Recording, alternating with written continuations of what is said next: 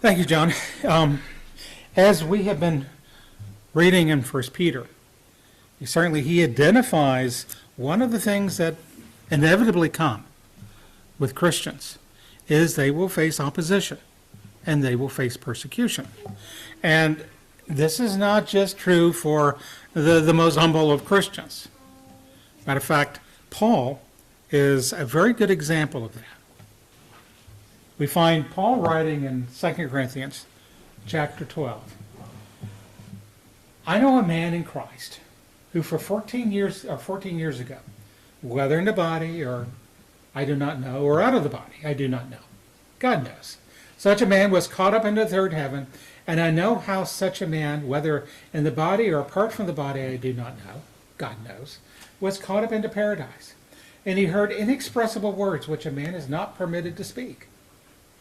On behalf of such a man I will boast, but on my own behalf I will not boast, except in regard to my weakness. For if I do wish to boast, I will not be foolish, for I will be speaking the truth, but I refrain from this, so that no one will credit me with more than he sees in me or hears from me. Because of the surpassing greatness of the revelations, for this reason, to keep me from exalting myself, there was given me a thorn in the flesh, a messenger of Satan to torment me, to keep me from exalting myself. Concerning this, I implored the Lord 3 times that it might leave me. And he said to me, my grace is sufficient for you, for power is perfected in weakness. Most gladly, therefore, I will rather boast about my weakness, so that the power of Christ may dwell in me. Therefore, I'm well content with weakness, with insults, with distress, with persecutions, with difficulties, for Christ's sake, for when I am weak, then I am strong. The idea that, the gospel is something that will not appeal to the powerful, would not appeal to those who are wise in the world, would not appeal to the religious who are tied to their specific, doctrines and, certainly in promoting themselves. We just talked about that.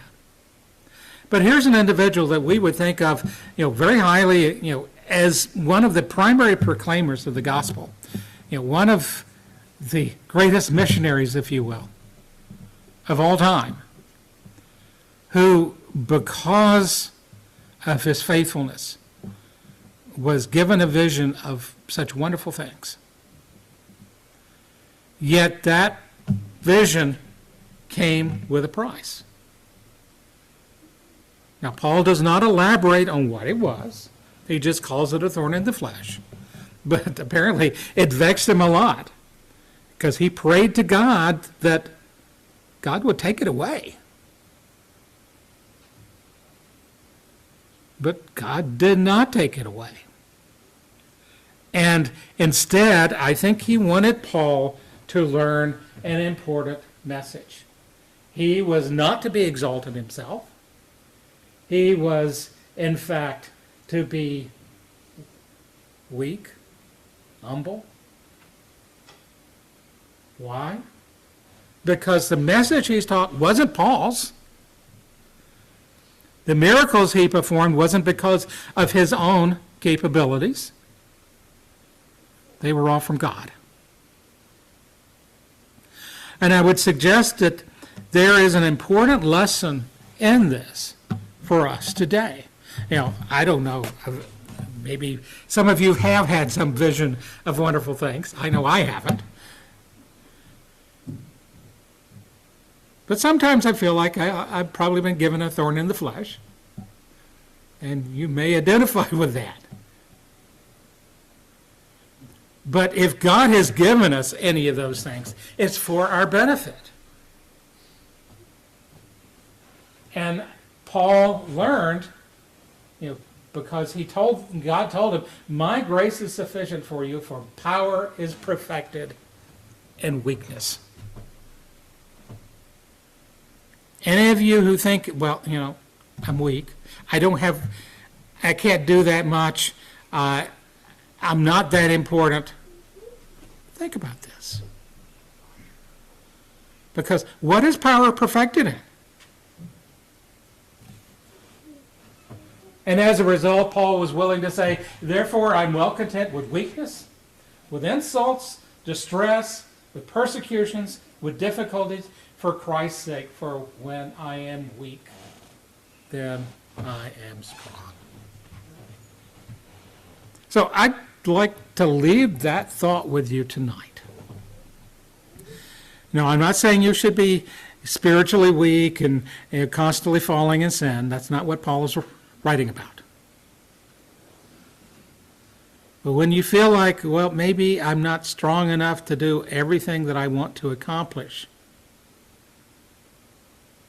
maybe it's time to think about the fact that, here's Paul.